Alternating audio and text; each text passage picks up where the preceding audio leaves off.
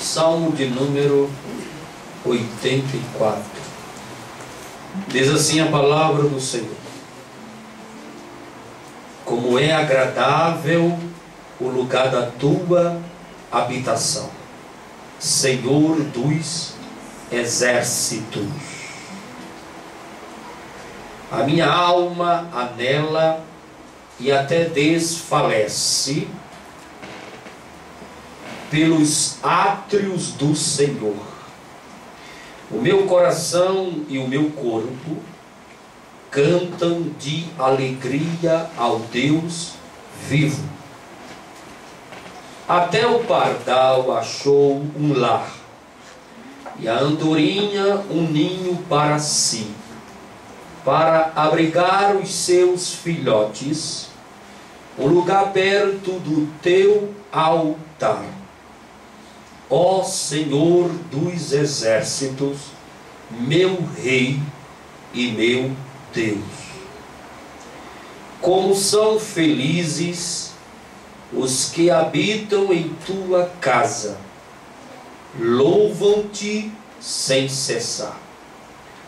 Como são felizes os que em ti encontram sua força, e os que são peregrinos de coração. Ao passarem pelo vale de Baca, fazem dele um lugar de fontes. As chuvas de outono também o enchem de cisternas. Amém. Amém. Que Deus aplique esta santa e gloriosa palavra nos nossos corações.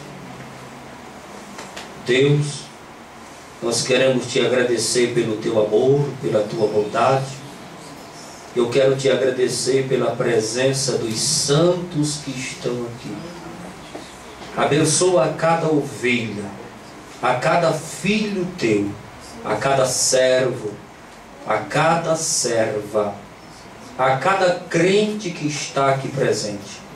Todos sejam abençoados, em nome do Pai, do Filho e do Espírito Santo. Amém. O Salmo de número 84, ele prega, ele anuncia, ele ensina, ele declara o prazer do adorador de ir à casa de Deus. E quando nós encontramos no Salmo de número 84 e o versículo 1, o Deus Todo-Poderoso de Abraão, de Isaac e de Jacó, ele é chamado de Senhor dos exércitos. Essa palavra exércitos significa o domínio total de Deus sobre a face da terra, sobre o cosmo, sobre o espaço sideral, sobre o exército de anjos, sobre o exército celestial, sobre todos os exércitos existentes sobre a face da terra e sobre os céus. Quando chama Jeová, o Deus Todo-Poderoso, de Senhor dos exércitos, está dizendo que todo domínio é dele.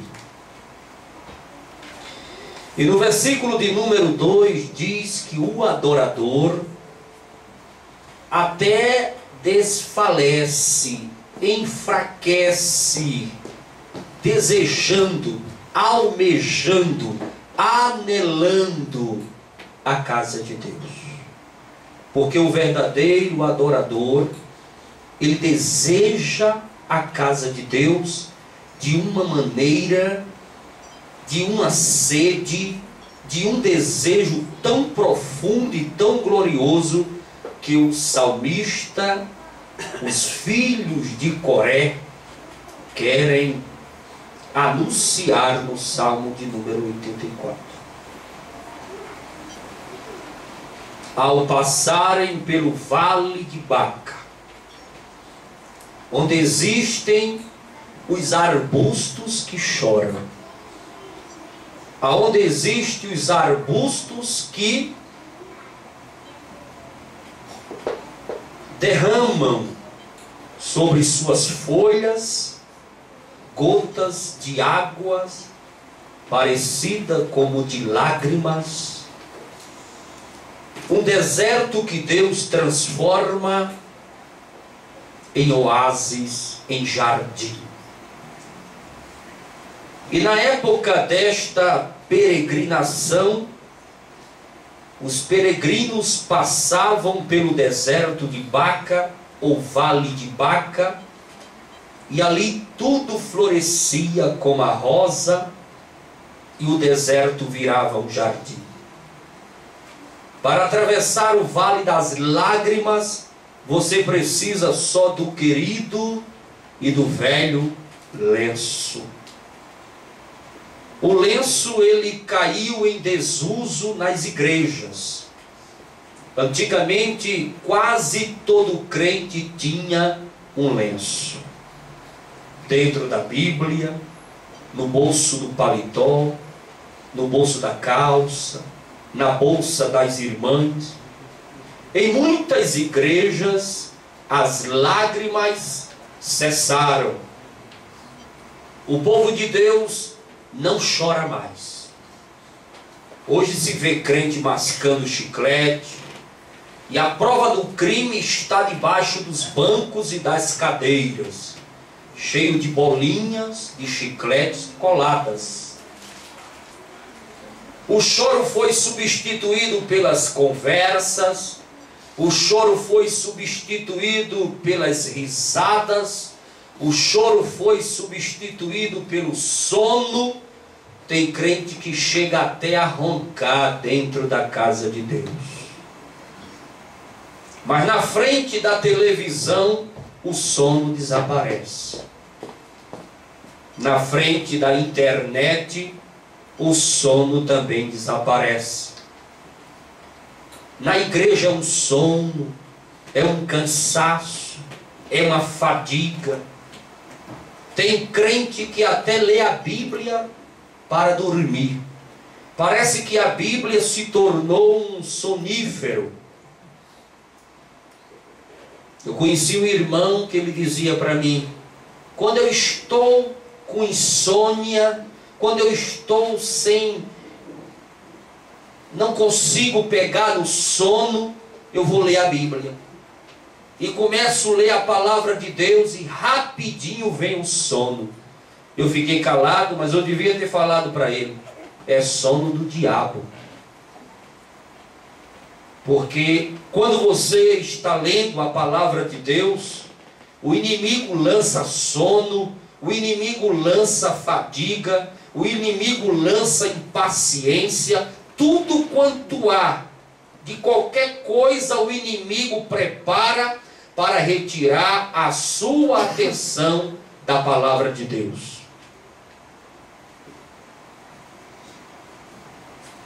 Quando se estiver lendo a Bíblia e der sono, coloque uma bacia com água gelada e os pés dentro. Eu quero ver você dormir. Pegue o velho e querido lenço e atravesse o vale de Baca, o vale das lágrimas. O teu choro vai cessar, porque este vale, o vale das lágrimas, é apenas uma passagem na tua vida. Não chore murmurando, você vai ser reprovado. Chore louvando, olhando para Sião. Chore dando glórias, olhando para Jerusalém celestial. Chore sabendo que a sua cruz vai ser trocada por uma coroa. Os peregrinos judeus que moravam fora de Jerusalém, ao ir a Sião, passavam pelo vale de Baca. Eles choravam com saudade da casa de Deus. choravam desejando estar na casa de Deus, choravam pelo privilégio de estar ao caminho de chegar na casa de Deus para lhe adorar na beleza da sua santidade, pela grandeza de um Deus tão poderoso e tão fiel. A caminhada era cheia de lágrimas, desejando, almejando pelo privilégio glorioso de ir à casa de Deus, ao templo do Senhor, e chegar lá e ter o privilégio de adorá-lo, reverenciá-lo, porque estar na presença de Deus é uma coisa gloriosa. Até a tristeza, ela dança de alegria. É o único lugar que a tristeza dança e pula de alegria, é na casa de Deus. Eu me lembro do início da década de 80, quando comecei caminhando no Evangelho, lá nos confins do Pernambuco, aonde o vento faz a volta, quando aquele grupo de crente se reunia estrada fora, caminhando a pé, para realizar cultos em lugares distantes. Eles caminhavam falando da grandeza de Deus. Uns cantavam, outros contavam testemunhos, alguns choravam, e os mais espirituais falavam línguas dos anjos. Era uma coisa linda de se ver. Hoje isso quase acabou. Muitos no trajeto de casa para a igreja é falando mal de A, é falando mal de B. Alguns no percurso de casa para a igreja vem projetando pisar na cabeça de A, puxar o tapete de B, apagar a luz de C. Nós estamos indo à casa de Deus, não a um campo de batalha, para destruir os nossos irmãos. Estamos indo ao templo do Senhor, não a um ringue. Estamos indo à casa de Deus para adorar o Todo-Poderoso e nos congratularmos no Senhor e ter uma comunhão plena, verdadeira, gloriosa com os nossos irmãos. Igreja não é lugar de briga, igreja não é lugar de disputa, igreja não é lugar de guerras, igreja não é lugar de perseguir ninguém. Igreja é lugar de fazer a obra de Deus. Quando você estiver matriculado na disciplina de Deus, chamada Vale das Lágrimas, ou seja, a disciplina Baca, tome posse do lenço e fique de joelhos. Quando estiveres atravessando o Vale de Baca, fique em silêncio, feche a boca, ore constante, dê as costas para as panelas. Significa jejum. Busque a presença de Deus pela madrugada. Dizem que pela madrugada a fila é menor. Muitos personagens bíblicos passaram pelo Vale das Lágrimas. Agar, na metade do vale, desistiu. E a Bíblia diz que ela assentou-se à distância de um tiro de flecha, que significa 45 metros. Ela pensou: não posso ver Ismael morrer. E ela chorou. A Bíblia diz que Deus ouviu o choro do menino. Deus continua escutando o choro de criança. E todo crente, todo servo, todo salvo, ele é considerado para Deus uma criança. Deus continua escutando o choro de criança, de meninos de Deus, de meninas de Deus. Aleluia. Deus continua escutando o choro de crente. E Deus escutou o choro de Ismael. A Bíblia diz que Deus escutou o choro de Ismael e tomou uma providência. Em Êxodo capítulo 2 e o versículo 6, o menino Moisés chorava. Observe que coisa linda na história de Moisés. Ele chorava, repete comigo, rio acima. Rio acima. Contra a correnteza.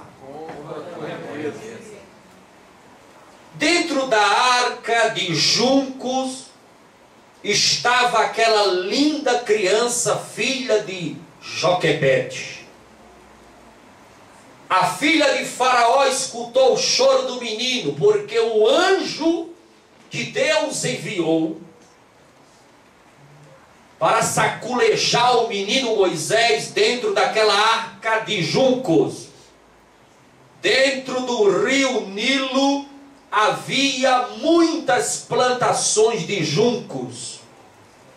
Se a arca do menino Moisés estava entre os juncos, com certeza a princesa filha de Faraó e as suas donzelas que estavam ali, suas secretárias para assuntos aleatórios, estavam banhando-se no rio Nilo.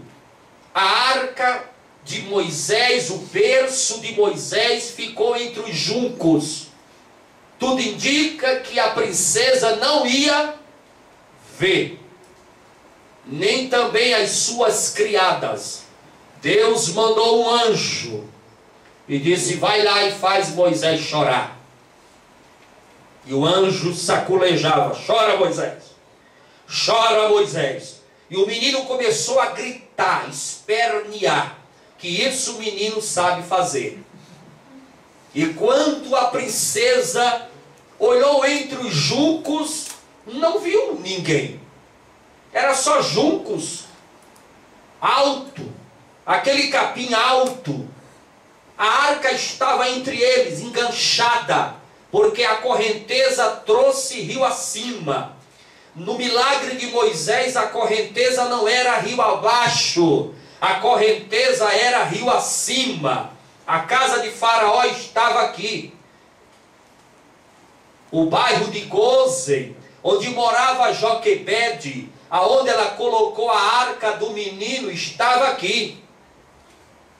A arca foi subindo correnteza acima, porque Deus é Deus do impossível e do milagre.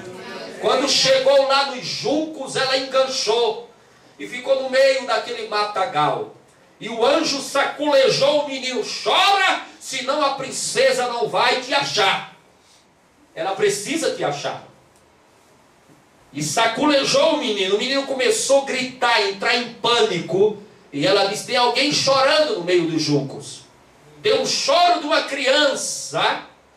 Deus sabia que aquela princesa, o maior desejo dela era adotar uma criança.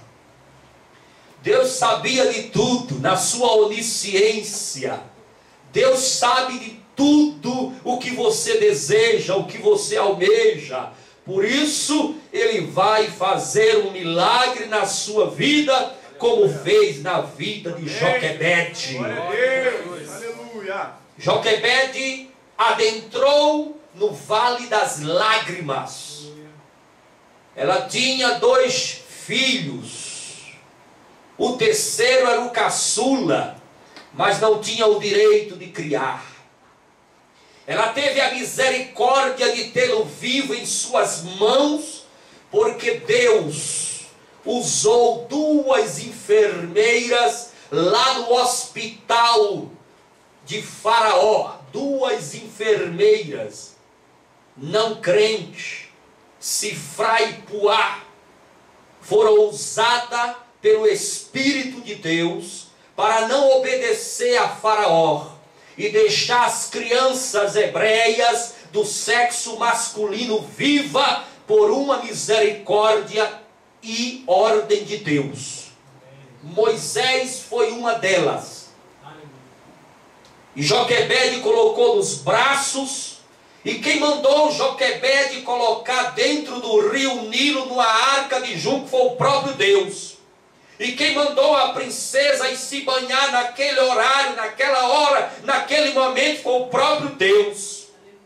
Deus organizou tudo, planejou tudo, coordenou tudo, porque Deus manda em tudo. Ele manda na tua história, na minha história. Quando Deus quer abençoar, Ele organiza tudo.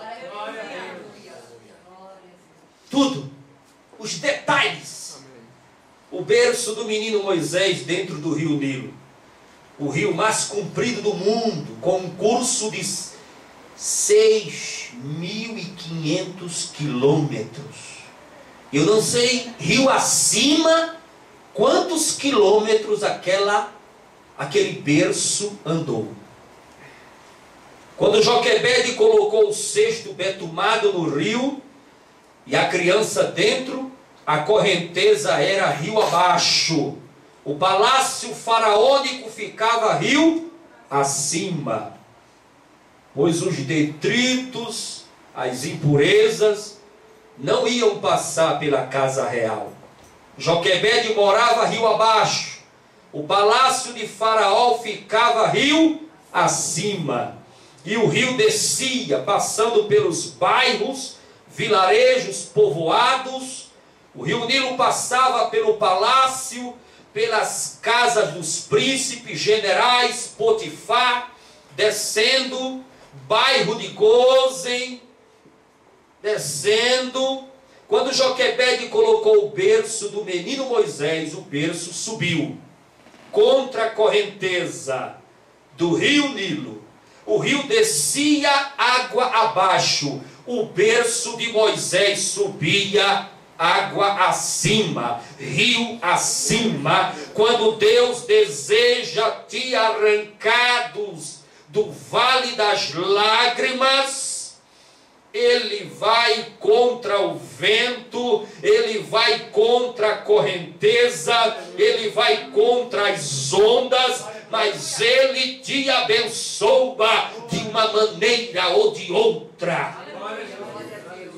Joquebede tinha 2 filhos, Arão e Miriam. Porém o caçula, Moisés, ela jogou nas águas e entrou no vale de Baca. Arranca um filho recém-nascido dos braços de uma mãe, para você ver o que é que ela faz. Ela abre a boca de um crocodilo. Ela abre a boca de um pitimbu, rasga ele no meio, mas tira e salva o filho dela. Uma mãe, quando ela tem o seu filho recém-nascido, ela tem um amor tão profundo, tão grande, que parece que o cordão umbilical não foi cortado. Se você fizer alguma coisa com o filho dela, ela vai na força de uma leoa parida e arranca da boca e da mão de quem tiver com ele. Joquebede, quando colocou aquele menino dentro das águas, no berço, ela entrou no vale de Baca, de angústia, de tristeza, de choro. Era o caçula dela, Moisés. Ela jogou nas águas, entrou no vale de Baca. Joquebede chorava, ela estava ferida, de coração machucado. O seu caçula estava sendo arrancado das suas mãos pelo próprio diabo, que lançou um decreto para matar todas as crianças hebreias do sexo masculino. Ela entrou no vale das lágrimas e Deus disse: eu estou aqui. Eu estou aqui. Enquanto a arca corria para cima, ao contrário da correnteza do rio, o anjo fez o menino chorar, gritar, espernear, para chamar a atenção da filha de Faraó, porque Deus programa tudo. Joquebede é a única mãe na Bíblia que criou seu próprio filho, assalariada, de carteira fechada, todos os direitos sendo pagos pelo vovô Faraó, e ela conseguiu criar o próprio filho remunerada. Porque o milagre de Deus, quando acontece na vida de uma pessoa, é coisa em dobro, é coisa gloriosa. Quando Deus abre a porta, Ele não abre uma brechinha não, Ele arranca até a dobradiça, deixa só o buraco da garagem, para você entrar e cantar o hino da sua vitória. Glória a Deus. Jesus disse em Mateus capítulo 5, versículo 4, bem-aventurados os que choram, pois serão consolados. O apóstolo Paulo, escrevendo aos Romanos capítulo 12, versículo 5, ele diz o seguinte: chorem com os que choram. Deus não suporta o pranto de um fiel. Deus não suporta as lágrimas de um salvo.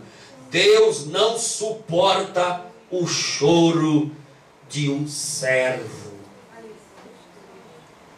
Eram 3 as festas mais importantes para uma peregrinação judaica: Páscoa, Pentecoste e Tabernáculo. Quando os adoradores estavam caminhando pelo vale de Baca, certamente estavam indo adorar o Senhor Deus em Jerusalém para a festa dos tabernáculos. E nesta festa os adoradores ofereciam ao Todo-Poderoso orações, votos, sacrifícios. O sacrifício na lei, ele era de animais, mas o sacrifício na graça é o próprio crente que faz de si mesmo sacrifício vivo, sacrifício do próprio crente, do próprio servo, do próprio homem de Deus, mulher de Deus, para com o Senhor Jesus Cristo, que morreu na cruz do Calvário. Romanos capítulo 12, versículo 1 diz: portanto, irmãos, rogo-lhes pelas misericórdias de Deus, que se ofereçam em sacrifício vivo, santo e agradável a Deus. Este é o culto racional de vocês. Ofereçam a si mesmo como sacrifício vivo, santo e agradável a Deus. Na lei eram animais, na graça é o próprio crente como sacrifício vivo. E haviam nestas 3 festas intensas festividades, muitos cânticos, vários instrumentos musicais. O versículo 10 do Salmo 84 diz: pois um dia nos teus átrios vale mais que 1000. O adorador peregrino e judeu diz que um único dia na igreja é melhor que 1000 dias ou 3 anos. 1000 dias corresponde a 3 anos em qualquer outro lugar. Tem crente que prefere estar na igreja a estar em qualquer outro lugar. Você prefere estar aqui na casa de Deus do que em qualquer outro lugar? Tem crente que prefere em qualquer lugar, menos a igreja. Ele faz de tudo para ter uma desculpa convincente e faltar aos cultos. Muitos não têm prazer em vir à casa de Deus. Às vezes vem à força, arrastando os pés. Muitas das vezes vem por vir e nada mais. Você precisa criar desejo de igreja. Você precisa criar prazer de igreja. Você precisa criar vontade de igreja. Há pessoas que inventam tantas desculpas para não ir à igreja. Está chovendo, está nublado, está calor, está muito frio. A Bíblia diz: eu prefiro estar à porta da casa do meu Deus. Eu prefiro estar de pé, no limiar, do que ficar em casa. O papel do porteiro na Bíblia era hereditário. Entre os levitas, coraitas, era distribuída a tarefa de porteiros. É melhor ser porteiro da casa de Deus do que ser presidente de uma nação. Amém. Cuide da casa de Deus e Deus cuidará da sua casa. Tenha prazer de estar na igreja. Tenha fome de igreja. Tenha desejo ardente de igreja. O verdadeiro adorador fica doente quando não vem à igreja. O verdadeiro adorador fica triste quando perde um culto. O verdadeiro adorador, quando não tem culto na igreja, ele faz um em casa. Para o verdadeiro adorador, distância não é o problema para ele adorar. Para o verdadeiro adorador, dificuldade não é o problema para ele adorar. Para o verdadeiro adorador, todo dia ele deseja adorar. Adorador genuíno chora, carrega lenço, conhece o vale de Baca, conhece as plantas que choram, conhece o vale das lágrimas. Crente que não passa por vale não tem história. Crente que não passa por vale não amadurece. Crente que não passa por vale não cria experiência. Crente que não passa por vale não tem intimidade com Deus. O versículo de número 3 do Salmo 84 diz: até o pardal. Esse até tem um significado muito profundo. Por quê? A Bíblia, quando fala sobre até o pardal, esse até é o alcance da graça. Até o pardal, até significa o alcance da graça. A graça que alcança a todos que não vale de nada. Você já viu alguém engaiolar pardal? Você já viu pardal vendendo na feira por algum preço? Pardal é um pássaro sem valor. Pardal é um pássaro que ninguém deseja.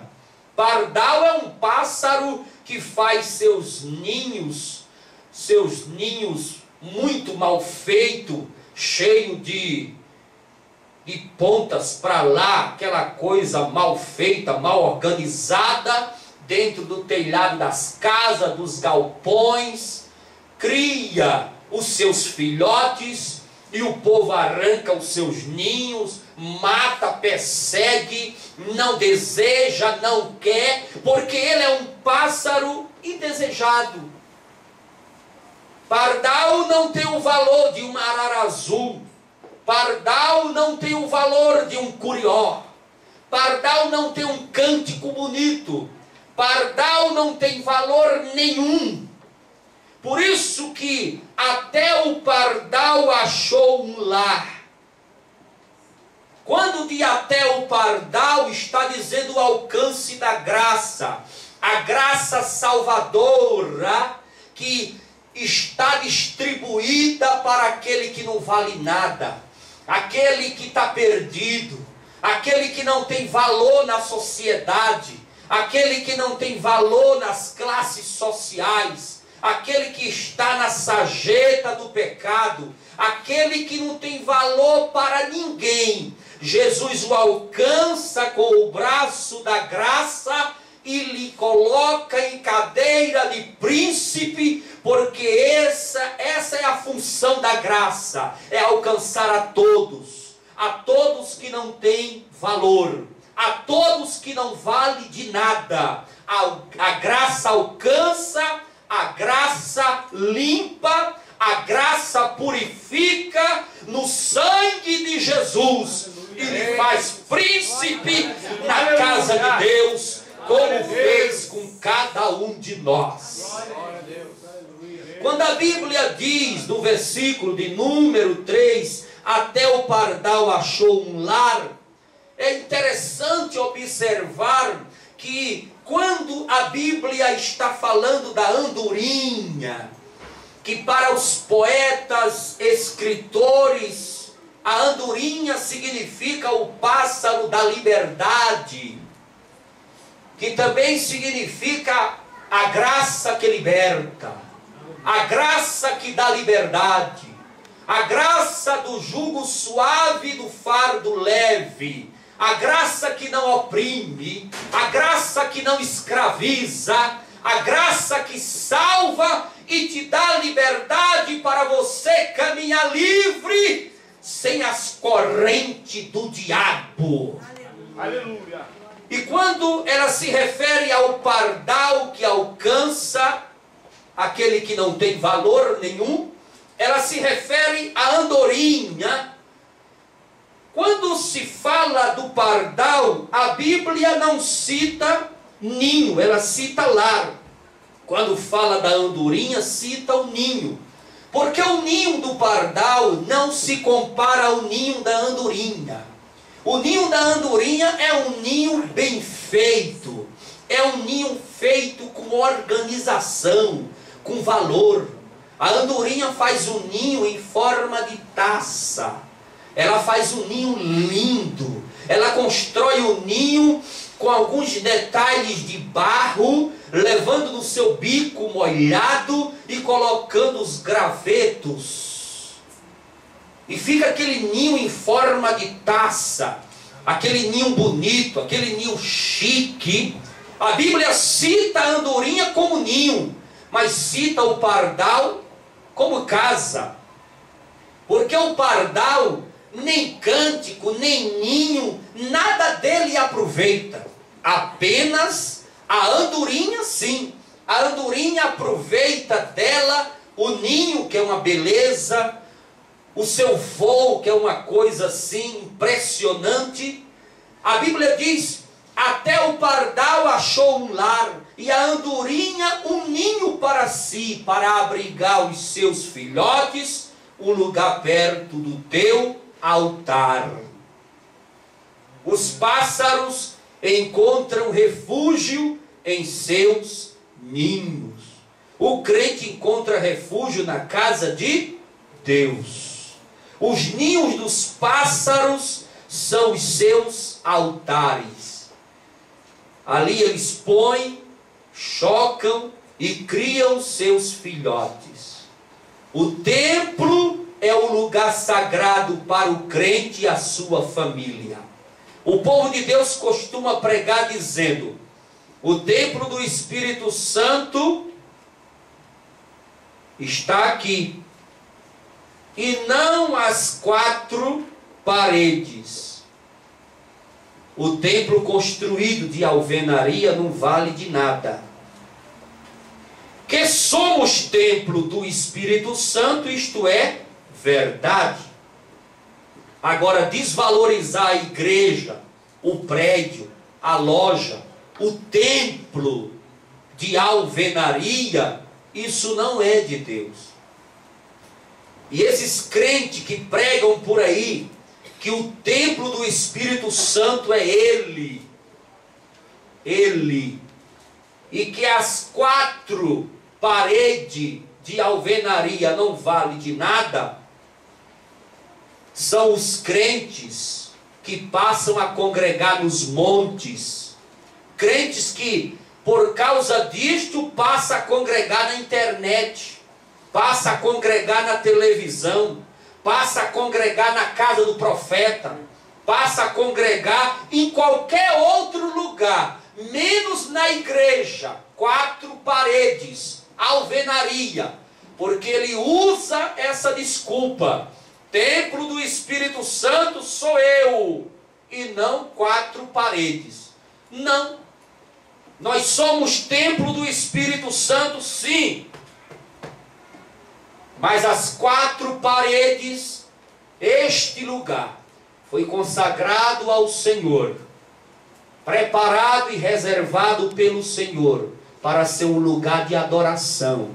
É um lugar que tem que ser respeitado, valorizado, é um lugar onde Deus se faz presente. Até o pardal acha o seu lar, e muitos crentes não conhecem nem valorizam a casa de Deus. O pardal é uma ave sem valor. Ninguém vende pardais, ninguém engaiola pardais. O Senhor Jesus deu o preço de um pardal.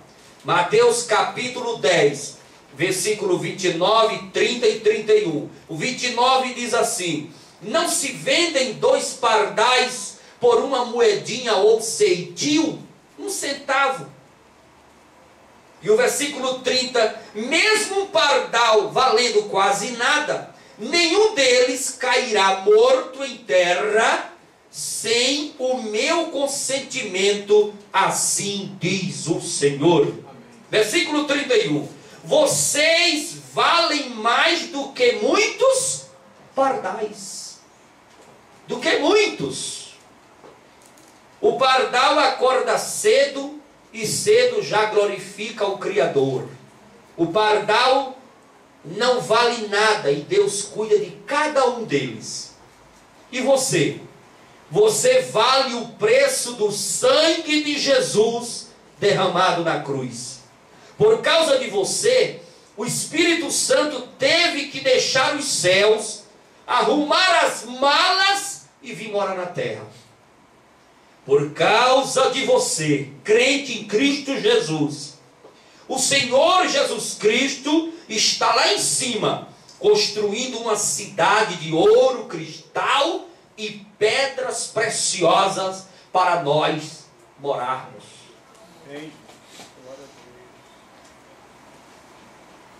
Aprenda a valorizar a si mesmo e saber que Jesus, o dono desta obra, Ele tem você como uma joia preciosa que a qualquer momento Ele vai tomá-la para si. Vale não mata crente, vale é a escola de Deus. Vale não destrói o crente, vale retira a destruição dos pecados. Vale não expulsa crente, vale coloca crente no prumo. Se um dia você entrar em baca, leve o lenço e deixa Deus agir.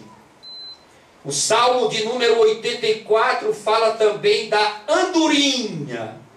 Ela é o pássaro da liberdade. Assim os poetas escrevem sobre elas.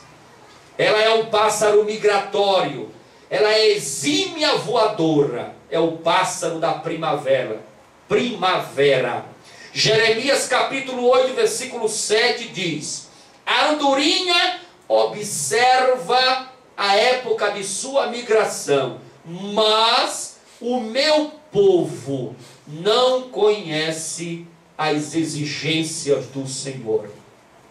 Quando você entrar no vale de Baca, bate aquela dor no peito, bate aquela angústia, chora de manhã, chora à tarde, chora à noite. Antes do vale é você e Deus. Dentro do vale é Deus e você. Ele entrou na cidade de Naim, encontrou uma mãe despedaçada, aflita, se derretendo em lágrimas. Aquela mãe estava dentro do vale de Baca. Aquela mãe estava atravessando o vale das lágrimas. Jesus disse: pare de chorar, para esse enterro. E foi se apresentar àquela mãe. Certamente, quando ele chegou perto daquela mãe, ele falou para ela o seguinte: a partir de hoje, eu estou te tirando do vale das lágrimas. Prazer. O meu nome é vida. Vida com abundância. Glória a Deus. Ele deve ter apertado a mão daquela mãe e dito para ela: vamos junto, para junto do caixão. Chegando no morto, Jesus tocou o esquife e mandou o menino levantar. Esse mesmo Jesus, ele está aqui, Glória a Deus.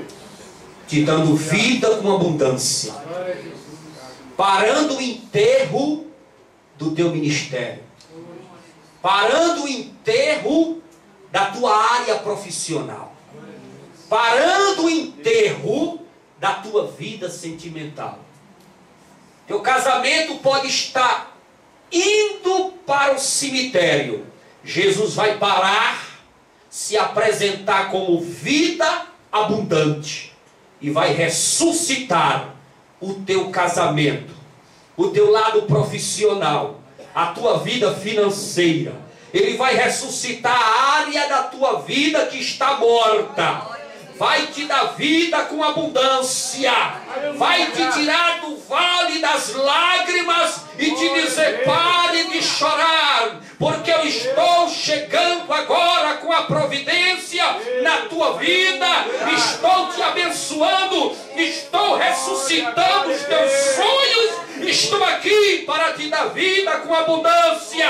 Para esse enterro, porque eu sou a vida abundante para te abençoar. Vamos ficar em pé. Se tem alguma coisa na tua vida que está morta, Jesus quer ressuscitar. Se tem alguma área na tua vida que está morrendo, está sendo quase sepultada, Jesus quer ressuscitar. A vida abundante está aqui. A vida abundante está presente. Jesus, aquele que ressuscita dentre os mortos, Ele pode ressuscitar nesta noite o teu casamento. Ele pode ressuscitar nesta noite a tua área financeira. Ele pode ressuscitar nesta noite a tua área espiritual. Aquela área morta, que você não fala mais línguas estranhas, não profetiza mais, não pula no mistério, não sapateia no fogo de Deus, está morta, está indo ser sepultada, o enterro está acontecendo. Jesus quer ressuscitar. Prazer, o meu nome é vida, vida abundante para te ressuscitar dentre os mortos.